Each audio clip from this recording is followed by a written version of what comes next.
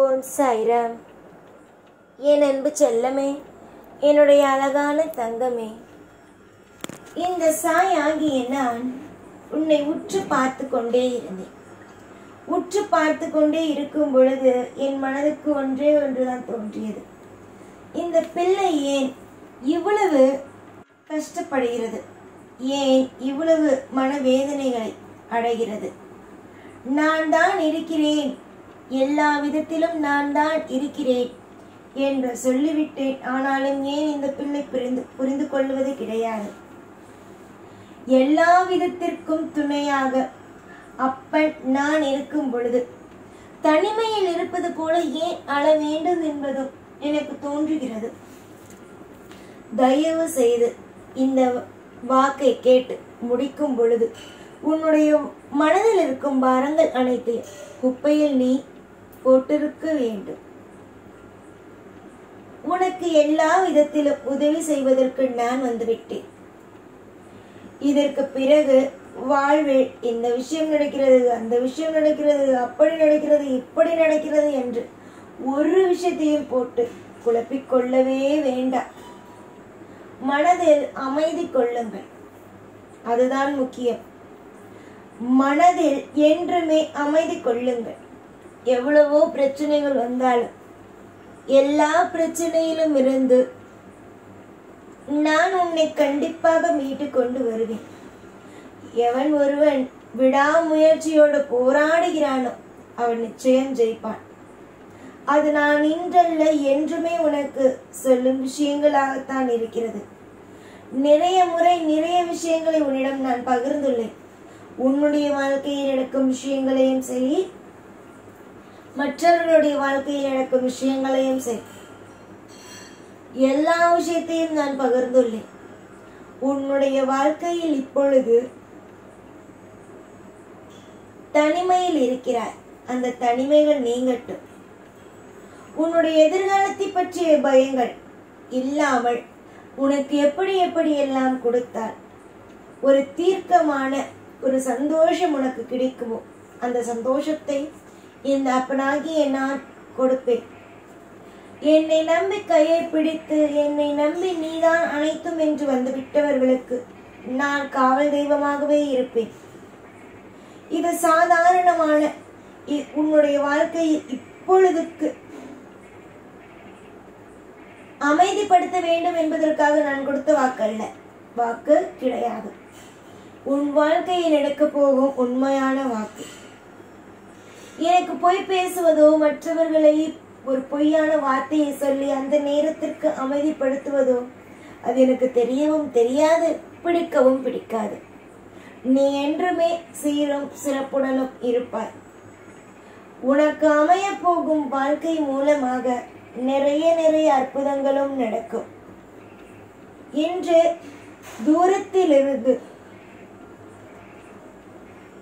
நீ உன்னுடைய வாழ்க்கையை பார்க்கும் பொழுது பயமாக தான் இருக்கும், எப்படி வாழப் போகிறோம் என்று. ஆனால் தங்கமே, எப்பொழுதும் ஒன்று தெரிந்து கொள், கிட்ட உன்னுடைய வாழ்க்கையை நீ பார்த்தாயானால் அழகாக இருக்கும். தூரத்தில் எதையும் வைத்து பார்க்காதே, பயமாக இருக்கும். பக்கத்தில் வைத்து பார், நிறைய நல்ல விஷயங்கள் நடக்கும். கண்களோ எப்பொழுதும் கலங்கியபடியே இருக்க வேண்டாம்.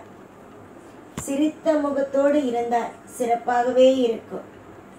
இன்றைய நாள் கசப்பான நாள் உனக்கு அப்படிதான் அமைந்து விட்டது. எப்பொழுதுதான் இந்த நாள் முடியும், எப்பொழுதுதான் இந்த நாள் நமக்கான சாதகமாக நடக்கும் என்று. கூடிய சீக்கிரமாகவே இந்த நாள் உனக்கான நாளாக மாறும். இந்த நாள் உனக்கு தேவையான நாளாகவே அமையும். நம்பிக்கை கொண்டவர்களுக்கு எந்த தெய்வமும் கைவிடாது. நீ என் மீது நம்பிக்கை வைத்துள்ளாய், உன்னை நான் ஒரு பொழுதும் கைவிட மாட்டேன்.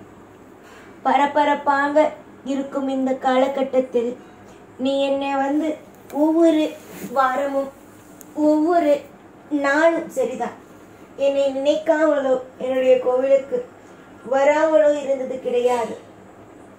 அப்படியே ஒரு வாரம் விட்டு போய்விட்டது என்றாலும் குடியாறுவாய். சாயி, போன வாரம் நான் உன்னை சந்திக்க வரவில்லை சாயி என்று. அதனால் எதையும் பற்றி நான் கவலைப்பட போவது அல்ல, நீயும் கவலைப்பட போவது அல்ல. எல்லாம் உனக்கான நாள் தான் இனிவரும் நாள். அதில் உன்னை நான் சந்தோஷமாகவும் மனதளவில் திருப்தியாகவும் வாழ வைப்பேன். எதிர்பார்த்த காரியத்தில் முற்றிலும் வெற்றிகள் மட்டுமே உண்டு. எல்லா விஷயத்திலேயும் இன்பங்களை மட்டுமே உனக்கு நான் அள்ளி கொடுத்துள்ளேன். வெறுக்காதே. எந்த ஒரு நிலையிலும் உன்னுடைய வாழ்க்கையையோ, உன்னை சுற்றி இருப்பவர்களையோ, உன்னையோ வெறுக்காதே. நிம்மதியாக இருந்தால் எல்லாம் உனக்கு கிடைக்கும். நிம்மதியை எவன் ஒருவன் இழப்பான் தெரியுமா? தெய்வமே இல்லை எனக்கு, எல்லா நேரமும் தெய்வம் என்னிடம் இல்லை என்று சொல்கிறான் பார், அவன்தான் வெறுப்பான். அவனுக்குத்தான் தெய்வம் அடுத்தடுத்து என்னென்ன செய்ய போகிறது என்பது தெரியாமல் இருக்கும். ஆனால் உனக்கு எல்லாம் தெரியும் தானே?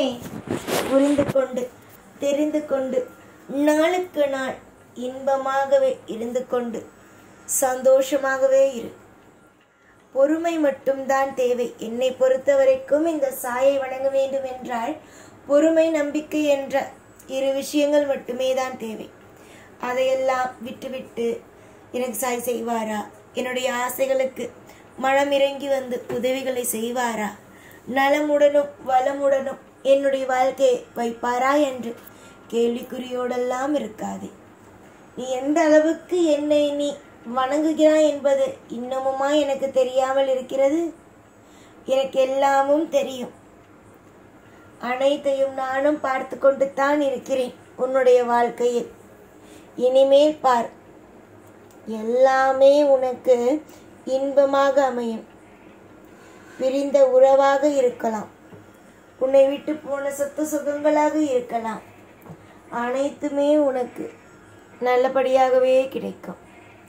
உன்னுடைய காலம் மொத்தமும் கண்ணீரோடே இருக்குமோ, நல்ல காரியங்கள் நடக்காதோ என்று நினைத்த உன்னுடைய மனமும் சரி, உன்னுடைய சிந்தனைகளும் சரி, நீயே என் வாழ்க்கை நல்லா மாறிட்டே என்று சொல்லும் அளவுக்கு உன்னுடைய மனமும் சரி, உன்னுடைய அனைத்து விஷயங்களும் சரி சந்தோஷப்படும் அளவுக்கு மாறத்தான் போகிறது. எதிலும் கவலை வேண்டாம். சந்தோஷம் இருந்தாலே போதும், எல்லாம் நல்லதே நடக்கும். எப்பொழுதும் உன் கூடவே இருப்பேன். இந்த சாய்நான். ஓம் சாய்ராம்.